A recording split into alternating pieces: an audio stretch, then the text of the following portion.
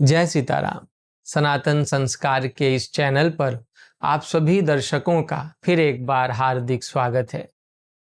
प्यारे साथियों, आज हम लोग जिस विषय पर चर्चा करने जा रहे हैं वह विषय बड़ा ही महत्वपूर्ण है, जिसके संबंध में प्रायः आप दर्शक भी और जो लोग यदा कदा मिलते हैं वे भी प्रश्न करते ही हैं कि प्रातः काल ब्रह्म मुहूर्त की बड़ी भारी महिमा गाई गई है और यहाँ तक कहा जाता है कि यदि आप प्रातः काल ब्रह्म बेला में उठते हैं तो आपका भाग्य तक बदल सकता है।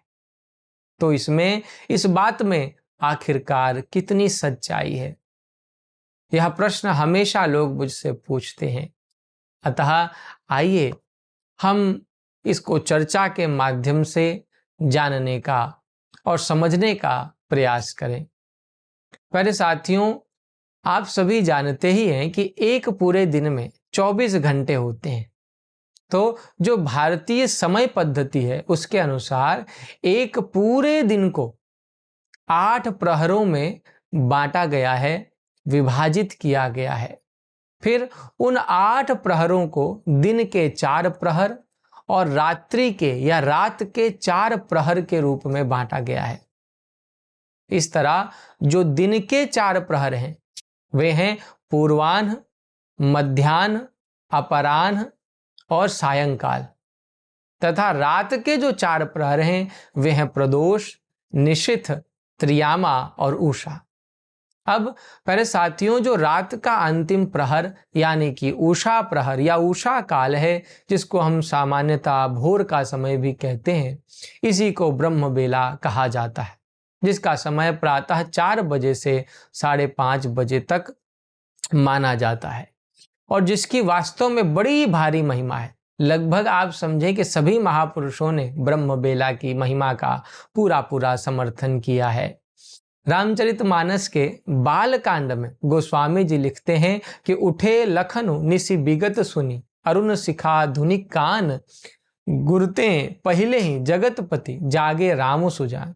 अर्थात राम जी और लक्ष्मण जी प्रातः काल ब्रह्म मुहूर्त में ही उठ गए और फिर क्या किया तो कहा कि सकल शौच करी जाई नहाए। अर्थात प्रातः उठते ही सबसे पहले राम जी और लक्ष्मण जी ने शौच आदि क्रिया की और स्नान करके पवित्र हुए। यहाँ पवित्रता से तात्पर्य है शरीर की पवित्रता से, क्योंकि स्नान शरीर की पवित्रता या सफाई के लिए ही है। किंतु पहले साथियों, शरीर की सफाई के साथ साथ आवश्यकता है मन और बुद्धि की सफाई की। तो उसके लिए क्या किया तो गोस्वामी जी लिखते हैं कि नित्य निवाह, माने कि राम जी और लक्ष्मण जी ने संध्या वंदन किया, भगवान का स्मरण किया, गुरु मंत्र का जप किया। तो इस तरह प्रातः काल उठ करके राम जी और लक्ष्मण जी ने न केवल अपने शरीर को स्वच्छ एवं पवित्र किया, वरन मन और बुद्धि की पवित्रता के लिए भी संध्या वंदन किया। प्यारे साथियों, इसी तरह आप देखें कि भाव प्रकाश नाम का आयुर्वेद से संबंधित एक ग्रंथ है, जिसके पूर्व खंड के 4थे प्रकरण में उन सभी मनुष्यों के लिए जो कि एक स्वस्थ और निरोगी जीवन चाहते हैं, यह कहा गया है कि तुम ब्रह्म मुहूर्त में ही उठ जाओ। ब्राह्मे मुहूर्ते बुद्धेत स्वस्थो रक्षार्थ मायुष, क्योंकि जो ब्रह्म मुहूर्त है वह वास्तव में आयु की रक्षा करने वाला है, व्यक्ति को निरोगी बनाकर स्वस्थ रखने वाला है। इसलिए ब्रह्म मुहूर्त में उठकर क्या करना चाहिए तो कहा कि तत्र दुःखस्य शांत्यर्थम स्मरेद्धि मधुसूदनम।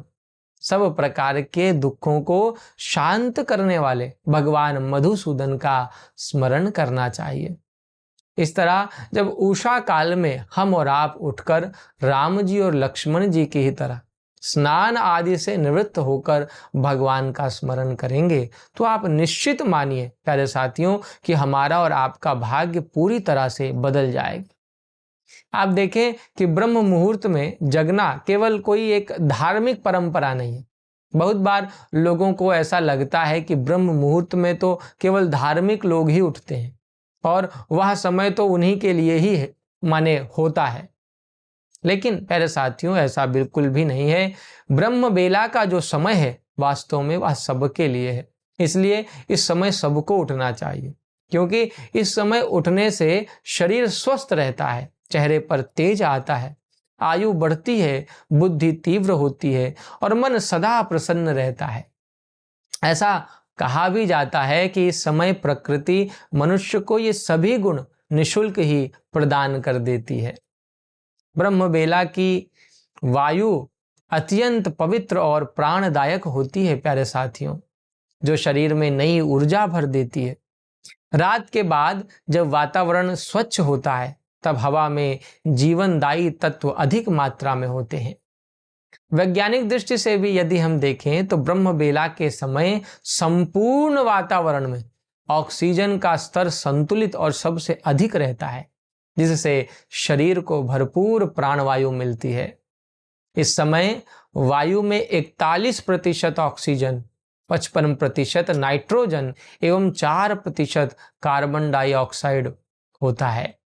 सूर्य उदय के साथ ही समूचे वायुमंडल में परिवर्तन हो जाता है, जिसके फलस्वरूप फिर क्या होता है कि मानसिक एकाग्रता और शांति का धीरे धीरे ह्रास होने लगता है।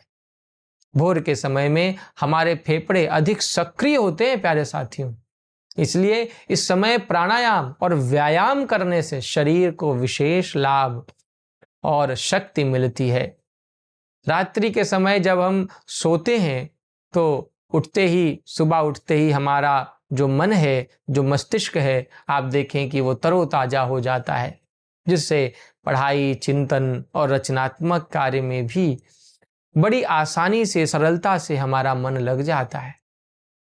इस तरह ब्रह्म मुहूर्त में जगना प्यारे साथियों वास्तव में शरीर, मन और बुद्धि तीनों के लिए ही अत्यंत लाभकारी है।